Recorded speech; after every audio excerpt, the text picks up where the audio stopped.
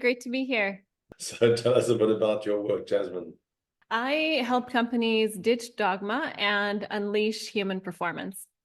I intersect psychology, physiology, and neuroscience to help companies really help themselves make change that sticks and create performance, not just manage it. And I work as an advisor in the areas, especially of business agility, redefining performance, leadership, making change, and creating people performance, with leadership and change practices aligned to how human beings actually change. Thank you so much.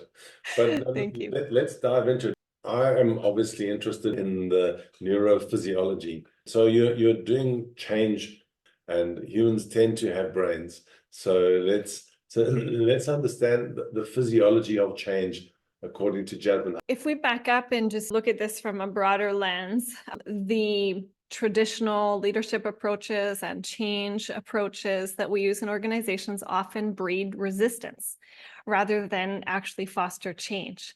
When we begin to align with how human nature actually works, it tends to spark transformation. What we see is that the brain and body respond negatively often to the ways we introduce change in organizations. So for example, when we're trying to create buy-in to a change, often people will resist that. It's seen by the brain and the body as a form of coercion. It's dangerous. And I should push back, or I should hold on to whatever I have to hold on to for stability and safety, which is exactly the opposite of what leaders are trying to do, right? They're trying to enable people to move, but the way we do it in organizations often really creates resistance rather than creates change. As we know, the brain is designed to resist before it's going to change. Looking at threat and danger is what the brain does first, and I couldn't agree with you more.